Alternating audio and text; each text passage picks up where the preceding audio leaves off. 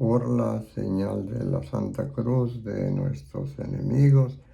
Líbranos, Señor Dios nuestro, en nombre del Padre, del Hijo y del Espíritu Santo. Amén.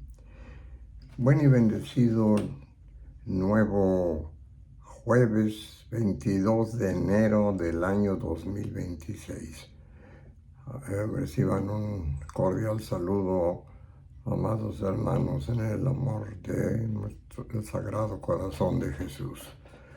Hoy quiero comentar algo que me parece muy importante. En días pasados subí a este canal un testimonio de inmensa gratitud a Dios por todos los beneficios y bendiciones que recibí yo en particular, pero creo que eso soy también, si no para todos, casi todos los que me hacen favor de seguir mi canal. Creo que ninguno de nosotros tuvimos que lamentar en el año pasado algún asesinato de un familiar, alguna pérdida de alguno de nuestros familiares, algún momento de inseguridad que hayamos vivido. Y también hice un repaso de que en estos 2 meses de enero y de febrero, para mí y para mi familia nuclear, era un mes de celebraciones. 5 cumpleaños y se me pasó mencionar un onomástico. Yo me llamo Mario y también el onomástico de San Mario se celebra en enero. Pues bien, el 19 de enero es el día celebrado en que se celebra a un mártir, San Mario. San Mario era un noble persa y viajó a Roma para ayudar a los primeros catecúmenos que profesaban la religión católica. Fue apresado en el año 270 y él, su esposa y 2 hijos fueron martirizados por difundir y defender la fe de Cristo. Pues bien, en este 19 de enero, hace 3 días, falleció mi único hijo varón. Se llamaba Mario también. Y falleció en la Ciudad de México a los 57 años de edad, viviendo en un internado para niños con discapacidad intelectual, con retraso mental. Resulta que este hijito, cuando nació, no respiró adecuadamente y su cerebro quedó irremediablemente alterado, dañado. Nunca pudo llegar a hablar y tuvo un retraso en tal forma que vivía como si fuera prácticamente un bebé. Vivió con nosotros durante los primeros 15, 16 años. Él siempre vivía iba a todas partes, pero no podía hablar. Empezó a tener alguna que otra crisis de agresión cuando veía cerca, sobre todo le llamaba la atención la cabellera femenina, llegaba a jalarlo, razón por la que consideramos que era ya irresponsable que pudiera estar con nosotros porque lo llevábamos a los centros comerciales, todos lados, y podía llegar a causar daño a alguna persona que estuviera cerca, ya que corporalmente pues estaba creciendo. Entonces fue muy a pesar nuestro, lo tuvimos que internar y pasó viviendo en este internado que encontramos para nuestra ayuda, sostenido, es decir, mantenido, administrado por una noble familia en que recibe a niños con retraso mental. Vivió ahí sus últimos más de 30 años. Y resulta que el pasado domingo presentó una crisis convulsiva, una muy severa. Después de esa crisis convulsiva quedó exhausto, prácticamente eh, muy cansado seguramente, se nos reportó que estaba inmóvil. Parecía como que si estuviera, como si tuviera una lesión a nivel cervical, parecía que no se movía, nada más movía los ojos, pero sin embargo sí conservaba los movimientos de los ojos. Pues con nosotros entendimos con esto que quizá estaba llegando a sus últimos momentos de vida. Y ya en este momento nuestra familia se ha tenido que dispersar. Entonces una de mis hijitas que vive como a 500 kilómetros de la Ciudad de México, inmediatamente emprendió el viaje para la Ciudad de México para tratar de verlo. La otra que vive en Canadá también emprendió un vuelo a las 5 de la mañana del lunes para para tratar de verlo. Y las dos confluyeron en el internado en el que se encontraba Benjito, pues al mediodía. Lograron verlo, estaba ya un poquito más recuperado en el sentido de que se movía, se podía mover, pero pues se le veía completamente eh, como desconectado del ambiente, se le veía mal. Se logró conseguir que un sacerdote católico le impusiera los últimos sacramentos. Se habló con él, se le hizo ver que, pues, si nuestro padre lo estaba llamando, mm, no tuviera temor y que así se fuera a aceptar el llamado y ya descansara. Y efectivamente, unas 4 horas después, como a las 4 de la tarde, falleció con gran tranquilidad. Bueno, pues al haber fallecido en esta forma, nos dejó unos sentimientos encontrados muy grandes.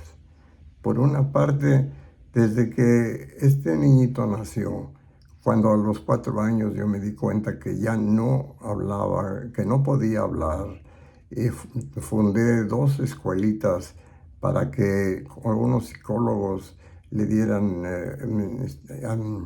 estimulación, para algunos terapistas de lenguaje, para que tratara de hablar, y bien, acogimos a otros niños con problemas similares, pues los otros niños progresaban, pero mi hijito no. Pues tuvimos que clausurar esas escuelas porque vimos que no progresaba. Pero entendí desde ese momento que Dios me lo estaba encargando a mí. No sé, y me queda siempre la duda si esas almas por alguna razón se ofrecen para quizá cumplir algo a Dios, y Dios las acepta y las deja vivir durante un determinado tiempo eh, para para reparar algo, no sé, o bien alguna ofensa terrible yo haya hecho en mis primeros 30 años de vida, no sé, y entonces me da la oportunidad, y nuevamente pues le agradezco a Dios si esto fue así, para reparar mi mal que haya hecho y poder hacerlo cuidando de esta alma que durante estos 57 años vivió. Hice todo lo posible. Al niño pues estuvo recibiendo por las atenciones necesarias, y en lo que cabía y a mi manera de entender, pues siempre se hizo lo conducente. Ojalá que esto haya sido lo adecuado. Siempre sí me quedó la duda, y más que nada me sentía yo ligado a él y no me podía separar de la Ciudad de México por eso, porque no me quería retirar de él, pensaba que no podía hacerlo. Las circunstancias de la vida sí hicieron que en los últimos 5 años me tuviera yo que separar. Y no que dejaba de tener siempre la incertidumbre, porque yo pensaba, si yo fallezco antes que mi hijito, les voy a dejar un compromiso tremendo a mis hijas para poder tener que resolver económicamente el sostenimiento de este niño. Y eso me hacía sentir pues dudoso, temeroso, y hasta que precisamente, como he estado comentando últimamente, he llegado a entender lo que es vivir en la divina voluntad. Me he introducido a vivir en la divina voluntad y entregando toda mi fe y mi confianza a Dios. Le digo, lo que Dios decida, que se haga la voluntad de Dios, y sé que se hará la voluntad de Dios, va a ser lo mejor.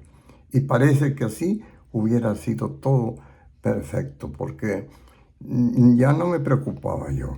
Si me llama antes Dios y se queda mi niño aquí, será porque Dios se va a dar el medio para que mis hijas puedan seguirlo sosteniendo. O bien mi hijito se va a ir antes que yo. Y miren nada más lo que pasó. Efectivamente, se retiró a los 57 años de edad. Y esto pues nos dio una situación de sentimientos encontrados. Claro, era una alma pura, se le veían sus ojos,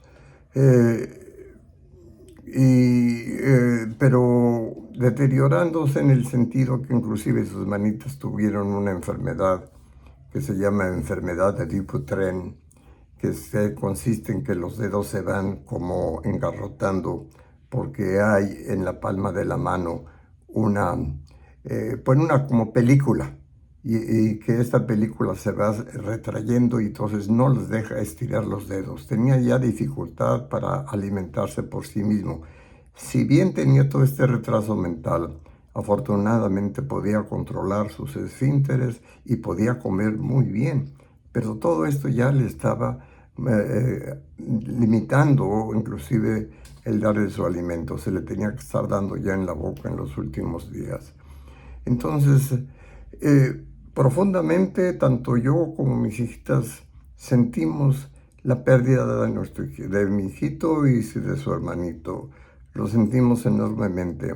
Pero por otro lado, pensamos que fue la liberación de su alma. Y si la ponemos en una balanza y en otra, creo que con mucho gana el hecho de que pensar que se libere, y que al liberarse va a pasar al reino de Dios, va a iniciar su vida eterna y va a ir a vivir con Dios. Porque así como en el Evangelio que ya los he mencionado, decía nuestro Señor Jesucristo que si al pastor tenía 100 ovejas y una de ellas se le perdía, dejaba las 99 ovejas y iba a buscar a la ovejita perdida, y cuando la encontraba llegaba gozoso y le traía otra vez al rebaño. Creo que así, ahora que han pasado ya 3 días el fallecimiento de mi hijito, y que yo pienso, nadie me lo ha dicho ni me lo va a poder comprobar ni nada, pero yo pienso que nuestro Señor Jesucristo, precisamente cuando nació, lo hizo para tener un cuerpo como un humano y para enseñarnos lo que iba a pasar con el humano, que iba a nacer, que iba a crecer, que iba a pasar por una adolescencia, una juventud, una madurez, inclusive ya muerte, y como dicen las Escrituras, bajar a los infiernos y 3 días después resucitar.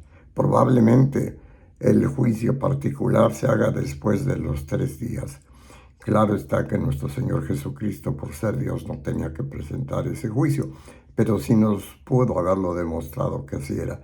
Y ahora ya han pasado 3 días del deceso de mi hijito, y creo que pues sí se presenta ya como esa alma pura ante nuestro Señor Jesucristo, de la mano de nuestra amadísima Madre Celestial, la Santísima Virgen María, irá sin temor, contento, feliz, a reunirse con nuestro Creador, con nuestro Señor Jesucristo, a decirle: aquí estoy, y nuestro Señor Jesucristo lo va a recibir con mucho gusto.